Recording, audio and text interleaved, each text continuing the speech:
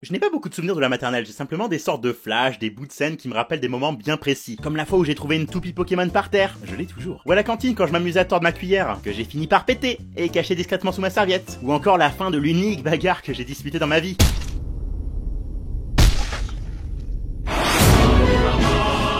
Pourquoi on s'était battu? J'en ai absolument aucune idée, je pense que ma mémoire n'en a rien à foutre. En primaire j'ai bien plus de souvenirs, alors de quoi je pourrais parler?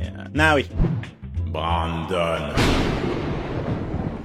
Bon, en fait il s'appelle pas Brandon, hein, j'ai changé le nom. Brandon était un...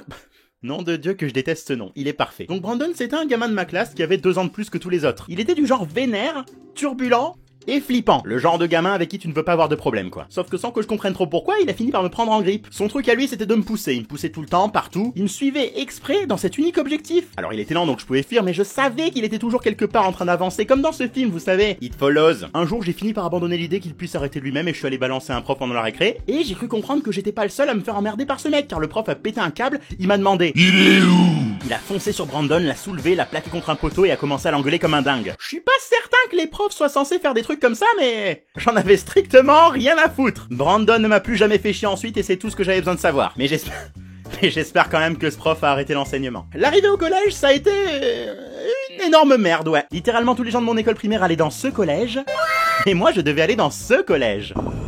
Merci la carte scolaire. Donc déjà je me suis retrouvé tout seul, mais le truc avec ce collège c'est que c'était une ZEP. Alors ça a changé de nom il paraît, mais en gros ça veut dire que c'est un collège qui potentiellement craint sa mère. Et c'était bien le cas pour le mien, hein. Je me rappellerai toujours de ce petit pont baston qui a mal tourné. Vous savez, ce jeu où tu dois faire passer un ballon de foot entre les jambes d'un gamin pour que tout le monde ait le droit de le tabasser. Bah une fois, étonnamment, c'est allé trop loin. Et un gamin a fini à l'hosto et 10 en garde à vue. À 11 ans. Heureusement, l'année suivante, quand Monsieur Sarkozy est devenu président, il a en quelque sorte assoupli la carte scolaire et j'ai pu me barrer rejoindre mes potes dans l'autre collège. Merci mec, j'y connais rien en politique mais je peux affirmer que t'as au moins fait un truc cool. En tout cas pour moi. Changer de collège, c'était vraiment comme passer de l'enfer au paradis. L'ambiance était meilleure, j'ai retrouvé les potes et j'ai découvert les voyages scolaires. En plus on en a fait plein, hein. On est allé en Allemagne. En Allemagne. Non mais de toute façon j'adore l'Allemagne, heureusement. C'est d'ailleurs pendant le premier voyage que j'ai rencontré mon pote Nai, avec qui j'ai passé le restant de ma scolarité. Ou plutôt avec qui j'ai fait le con le restant de ma scolarité. Et rien à voir, mais en revenant de ce voyage j'ai capté que j'avais oublié Koussi, le coussin avec lequel j'avais toujours dormi. C'était dur putain. Je t'aimerai toujours Koussi. Je t'aimerai. Ich liebe dich auch. Dans le collège, c'est passé assez tranquillement, hein. Je me suis jamais vraiment attiré de gros ennuis, sauf une fois. Il y avait un mec dans la classe qui était immense. Genre c'était un gamin, hein, mais il était plus grand que les profs et hyper baraqué. Son petit jeu à lui, c'était de nous attraper par les bras et de nous faire tourner dans les airs. Alors c'était marrant au début, mais un jour ce con m'a lâché sans prévenir, je me suis vautré et ça l'avait fait marrer. Donc évidemment, j'étais un gamin, j'ai cherché à me venger. Vous la sentez la mauvaise idée? À la cantine, j'ai récupéré une orange et j'avais pour projet de la lui shooter dessus. Comment ce plan si parfait aurait pu mal tourner? Arrête de bouger. Arrête de bouger. Ok.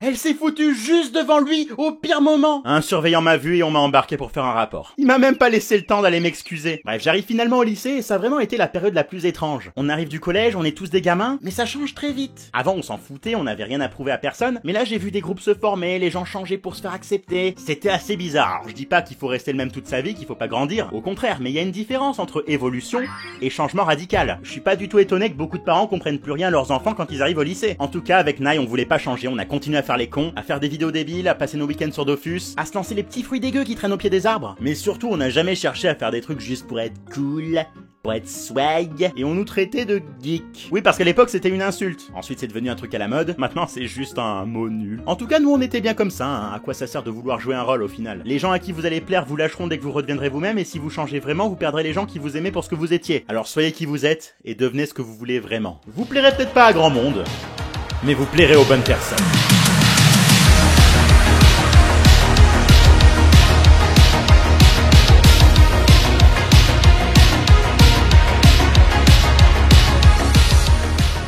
Waouh, c'est ton premier cartoon avec une bonne morale. Je te donne un A. Oh mon Dieu! Mais non, je ne suis pas Dieu. Je suis terriblement malade. J'espère que le cartoon vous a plu, merci aux personnes qui ont sous-titré le précédent en anglais et en français, ça a été extrêmement rapide, j'ai halluciné, donc vraiment comme d'habitude, hein, merci beaucoup et merci à ceux qui le feront pour celui-là. Merci encore une fois aux tipeurs, hein, parce que grâce à vous, je vais enfin pouvoir m'acheter ma nouvelle tablette. La Wacom Bamboo, c'est sympa 2 secondes, mais là j'en peux plus. Je suis vraiment content que le t-shirt et le pull Spyro vous aient autant plu. J'ai vu que pas mal de personnes me demandaient de faire des versions US pour que ça soit moins cher à acheter depuis le Québec, alors je le ferai pour la prochaine fois, y a pas de souci. Par contre, c'est possible que ça soit pas exactement les mêmes couleurs du coup, vu que c'est pas fait au même endroit, mais on devrait globalement s'y retrouver. En attendant, bonne chance à tous ceux qui reprennent le travail, abonnez-vous, activez la cloche, mettez un pouce bleu, et à la prochaine.